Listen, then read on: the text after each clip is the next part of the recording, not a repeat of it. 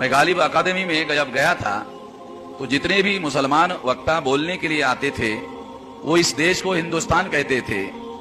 जब कार्यक्रम समाप्त हो गया तो मैंने मुसलमानों को कहा कि तुम हिंदू हो क्या?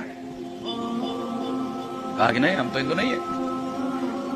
तुम हिंदू नहीं हो, तुम मुसलमान हो, इसका मतलब है हिंदुस्तान में रहने वाला हिंदू ही ना माना जाएगा। इस सारे देश का नाम तुम कह रहे हो हिंदुस्तान। अगर सारे देश का नाम हिंदुस्तान है और तुम हिंदुस्तान में रह रहे हो तो तुम भी तो हिंदू हो गए हो। अब तुमको पूछ रहा हूं तो तुम कह रहे हो हम हिंदू नहीं है। तो बगैर सोचे समझे लोग कुछ बातें करते रहते हैं, बगैर विचार करके कुछ बातें लोग कहते रहते हैं।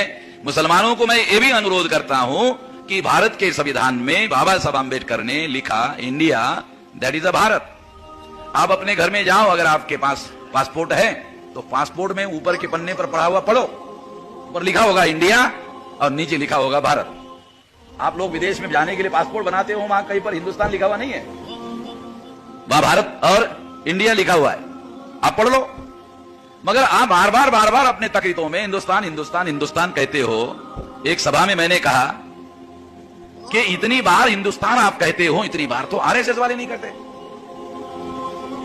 मुझे तो कभी कभी डाउट होता है तुम्हारे कार्यक्रमों में आने के बाद कि कहीं मैं आरएसएस के सपोर्टरों के बीच में तो नहीं आके बैठा हुआ। इतनी बार आरएसएस वाले भी हिंदुस्तान नहीं कहते। तो मैं मुसलमानों को यह अनुरोध करता हूं, मैंने ये बात नोमानी साहब को कही तो नोमानी साहब ने कहा ये बहुत इंपॉर्टेंट बात है, अभी मैं बोलना बंद कर देता हूं और दूसरे लोगों को भी बोलने के लिए मनाही कर देता हूं। यही बात मैंने वली रहमानी साहब जो मुस्लिम पर्सनल बोर्ड के जनरल सेक्रेटरी है उनको कहा।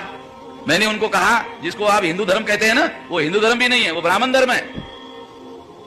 आप लोग कहते हैं हिंदू धर्म, ये हिंदू धर्म भी नहीं है, ये ब्राह्मण धर्म है। मैंने एक ब्राह्मण को पूछा कि